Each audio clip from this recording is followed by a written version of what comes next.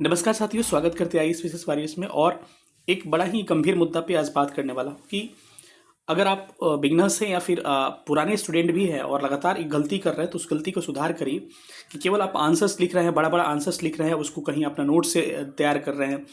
ये चीज़ें आपको बड़ा नुकसान हो सकती है और एग्जाम के लास्ट टाइम पे ये चीज़ें एक भी याद नहीं रहेंगी, सब हौच पौच हो जाएगी और एग्जाम में आप कन्फ्यूज हो जाइएगा और आंसर अच्छा नहीं लिख पाइएगा। तो एक बार मैं आपको कह रहा हूँ कि इसको क्या करना होगा, कि इसको आपको एक बार अच्छे से क्या करना होगा इस पे काम करके, और एक अच्छा फ्रेमवर्क हो सकता है क्या, मैं इस पे डिस्कस करने वाला हूँ। आपको क्या करना है कि जो भी टॉपिक पढ़ रहे हैं ना, सपोज करिए कि मैं आपको कह रहा हूँ मौर्य पढ़ रहे हैं, पटना पढ़ रहे हैं, पटना कलम, संथाल विद्रोह पढ़ रहे हैं, या फिर प्रियम्बल पढ़ रहे हैं, कुछ भी पढ़ रहे हैं ना, हिंदी चाहे इंग्लिश का चाहे किसी भी सब्जेक्ट का, तो उस पढ़ने के बाद से, आंसर लिखने के बाद से एक शॉर्ट नोट्स अपना बना के रख लें। क्योंकि शॉर्ट नोट्स और एक फ्रेमवर्क जो होता है ना एक पेज का, वो बड़ा काम आएगा, दो जगह काम आएगा। एक तो आपको शॉर्ट नोट्स लिखने में काम आ जाएगा, मैं भी दिखा भी दे रहा हूँ कि किस तरह से, और दूसरा चीज़ क्या होगा कि वो चीज़ मेमोराइज करने के लिए आसान होगा। कि मौर्य में याद करिए कि अरे भाई क्या था, तो स्तंभ क्या था, तो मौर्य में तो दोनों तरफ से याद करिएगा। एक क्या था, राजकीय कला था, या फिर कह सकता स्थापत्य कला था, और दूसरी तरफ क्या था, लोक कला था। अब इसमें देखिएगा तो क्या क्या था, स्तंभ था, स्तूप था, विहार था, राजप्रसाद था। उधर देखिएगा तो क्या था, एक तो स्तंभ के ऊपर बनी हुई मूर्ति, और क्या था, स्वतंत्र कलाकारों द्वारा बनी हुई मूर्ति। अब ये बातें क्या होगी ना, अगर हौच पौच रहेगा तो ये सब याद ही नहीं आएगा, और केवल पॉइंट फॉर्म में इतना याद रहेगा ना, तो केवल याद आते ही राजप्रसाद उसके बारे में शुरू हो जाएगा। तो इसी तरह से सबका एक शॉर्ट नोट्स आपके पास होना चाहिए, तभी एग्जाम में आप अच्छा कर पाइएगा। क्योंकि मेन से भाई अगर पहली बार देने जा रहे हैं, तो मैं पहली बार आपको सिंसियर कर दूं कि ये प्रीलिम्स नहीं है कि आपको ऑप्शन देख के गोला करना है। वो चीज़ें आपको काफ़ी घातक साबित हो जाती है। थोड़ा सा इसको ध्यान से देखिएगा, मैं एक नोट्स दिखा दे रहा हूँ, थोड़ा सा इस पर गौर करिएगा, ठीक है। एक मौर्य कला के लिए शॉर्ट नोट्स आपको दिखाने की कोशिश करता हूँ, तो आपको एक आइडिया लग जाए कि कैसे कैसे चीज़ों को करना है। एक इंट्रो तो अलग चीज़ हो गया, बाकी आपको ध्यान रखना है कि सबसे पहले क्या था, सबसे पहले यहाँ से स्टार्ट करते हैं। राजकीय कला था, राजकीय कला में क्या क्या था, एकदम ऐसे पॉइंट वाइज, अगर इतना बड़ा नहीं लिख सकते हैं तो कम से कम ऐसे फ्रेमिंग कर लीजिए कि क्या था इसमें। राजकीय कला में पहले क्या था, राजप्रसाद था, फिर क्या था, स्तंभ था, उसके बाद से क्या था, स्तूप था, ऐसे कर लीजिए।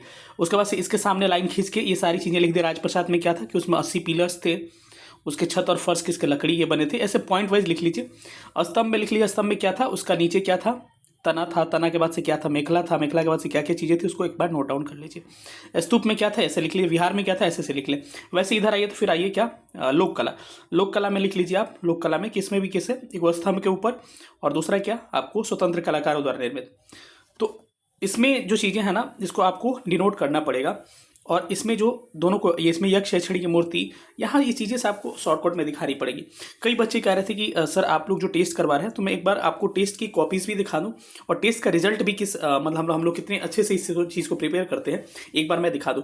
अभी हाल ही में टेस्ट का रिजल्ट आया, जिसमें संथाल और मधुबनी पेंटिंग की आपको आंसर, उसकी कॉपी चेक हुए हैं। आपको मैं एक बार उसके PDF दिखा दे रहा हूँ, कैसे रिजल्ट आया है, जो टॉपर्स हैं कैसे उनको इंडिकेट किया गया, और कैसे कॉपी चेक हुई है, दोनों को मैं एक बार दिखाने की कोशिश कर रहा हूँ। देखिएगा, देखिए बहुत सारी पर्सनल कॉपी आती है, तो पर्सनल कॉपी का रिस्पॉन्स पर्सनल चला जाता है, क्योंकि कंपटीशन टाइम का होता है। विद इन टाइम पीरियड जो लिखेंगे उनको ही हम लोग रैंक लिस्ट में शामिल करते हैं। और यहाँ पे देख सकते हैं कि कैसे चीज़ों को शामिल किया गया है। कि आशीष कुमार जो है फर्स्ट रैंक है, 30 मार्क्स है इनका। टोटल पेपर 50 मार्क्स का हुआ था। अब इस वीक से क्या होगा, टोटल बड़ा सा होगा, क्योंकि 5 शॉर्ट नोट्स भी होंगे, 2 लॉन्ग क्वेश्चन भी होंगे, ठीक है। तो हम लोग अब प्रेशर बढ़ा रहे हैं धीरे धीरे। रश्मि का है rank second, 30/22 103 roll number 29 rank. ऐसे कर करके आप देख सकते हैं कि सारा रैंकिंग सजाया गया है, कितने मार्क्स किनको मिले हैं, इनकी कॉपीज़ वगैरह चेक की गई है, ठीक है। तो हम लोग एकदम समझिए कि एकदम मॉडर्न वेस पे चल रहे हैं, और किसी तरह का आपको शिकवा शिकायत आपको देखने को नहीं मिलेगी। और हम लोग लगातार इसके लिए तत्पर है, ठीक है। एक कॉपी भी मैं दिखा दूं आपको, ताकि पता चल सके। एक ग्रुप का है ये, क्योंकि कई ग्रुप्स हम लोग के पास है, तो ये एक ग्रुप का टेस्ट है। और इतने ग्रुप में आपको पर्सनल, बहुत सारे जॉब में है वो लोग पर्सनल भेजे हैं, तो सबका इसमें रिजल्ट क्या है, इंक्लूड नहीं किया जाता है, ठीक है। जो पर्सनल भेजते हैं उसको पर्सनल चेक करके भेज दिया जाता है। अब थोड़ा सा कॉपीज़ दिखा दो हिंदी का, क्योंकि इंग्लिश का मैंने दिखाया था कि कैसे चेक होता है, अगर हिंदी का दिखा दे रहा हूँ आपको। तो ये कॉपी आप देख सकते हैं। इसमें सबसे पहले इनको 17+3 मिला हुआ है मार्क्स, और इसमें लिखा हुआ है कि इंट्रो लिखना है इनको, क्योंकि इंट्रो इन्होंने लिखा नहीं है। और यहाँ पर मानचित्र बनाकर इनको संथाल क्षेत्र को प्रदर्शित करना था, जो कि इन्होंने नहीं किया है। यहाँ पे इनका कंटेंट अच्छा है, सारा मतलब इसका कैसे विस्तार हुआ था इसको दिखाया गया है, तो कंटेंट इनका बेहतर है, यहाँ तारीफ की गई है। प्रेजेंटेशन भी इनका अच्छा है, देखिए कैसे इन्होंने प्रेजेंट किया, मानचित्र बनाकर अच्छा इन्होंने यहाँ पर डिनोट किया है। उसके बाद से नीचे आइएगा तो फ्लो चार्ट का भी इन्होंने अच्छा प्रयोग किया है यहाँ पर। निष्कर्ष अच्छा लिखा गया है, इसको कोऑर्डिनेट किया गया है। उसके बाद से मधुबनी में आइएगा तो इंट्रो अच्छा लिखने की कोशिश करिए। मानचित्र का अच्छा से प्रदर्शित किया आपने, ये चलिए ठीक है।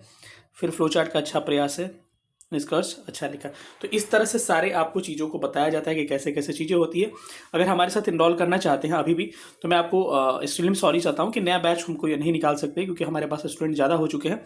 तो जिनको भी इनरोल होना है, 1 फरवरी से एक बैच स्टार्ट हुआ है, नया ही बैच है। मात्र उसके 3 क्वेश्चन का मात्र टेस्ट हुए हैं, यानी 2 टेस्ट हुए हैं, और अगला टेस्ट जो होगा सैटरडे संडे को होगा, यानी कि मुझे लग रहा है कि 8 और 9 फरवरी को होने वाला है। तो सबसे बेहतर है कि 8-9 फरवरी को अगर आप इनरोल करना चाहते हैं उस टेस्ट में, तो कंटेंट सारा आपको फुल भेज दिया जाएगा। हिस्ट्री का जितना कंटेंट है फुल हम लोग भेज देंगे, जो भी वीडियोस वगैरह होगा उसका भेज दिया जाएगा, और इस टेस्ट में आप इनरोल कर सकते हैं। और मैक्सिमम बच्चे अभी एनरोलमेंट इसी में कर रहे हैं क्योंकि कोई ऑप्शन नहीं है, और एक टेस्ट छूटा हुआ है, 1-2 टेस्ट, तो उधर आपको कभी भी आप बीच में लिख के हमको पर्सनल मेंटर को भेज सकते हैं, ठीक है। और क्या क्या मिलेगी हमने आपको पहले भी कई बार बता दिया है कि आपको क्या क्या मिलेगी, मैं पहले एक बार दिखा दूँ। तो यही बैच है जो पहला टेस्ट इसका जो हुआ है 1 फरवरी को हुआ है और एक 2 फरवरी को हुआ है, इसी में एनरोल कर सकते हैं। यहाँ 2 होगा टेस्ट एक वीक में, 30+ टेस्ट होंगे। सेक्शनल फुल लेंथ होगा, सेक्शनल में अब 5 शॉर्ट नोट्स होंगे और उसके बाद से 2 लॉन्ग क्वेश्चंस भी होंगे। टेस्ट टॉपिक दिया जाएगा, नोट्स स्टडी मटेरियल दिया जाएगा, टेस्ट व्हाट्सएप ग्रुप से होगा, फीडबैक पर्सनल मेंटर से दिया जाएगा, रैंक मार्क्स जैसे आपने देखा, मॉडल आंसर, उसके बाद ऑनलाइन कुछ क्लासेस आपकी अवेलेबल कराई जाएंगी, ठीक है। अगर हमारे साथ इनरोल करना चाहते हैं तो 91 17 16 63 47 911716 6347 पे आप व्हाट्सअप करिएगा, कॉल इस पर नहीं लगेगा, मैं पहले ही बता दे रहा हूँ। अगर कोई दिक्कत आता है तो आप हमारे द्वारा आपके द्वारा कॉल कर ली जाएगी, ठीक है। बहुत बहुत धन्यवाद। और आप चाहिए तो हमारे द्वारा जो भी हेल्प होगा यूट्यूब पर लगातार मैं कोशिश करूँगा कि जब भी समय मिलता है मेरे पास, कुछ ना कुछ ऐसे स्टूडेंट हैं जो कि एक गाइडेंस की तलाश में है, मैं लगातार उनके लिए कोशिश करता रहूँगा, ठीक है। बहुत बहुत धन्यवाद। Thank you so much. Love you all.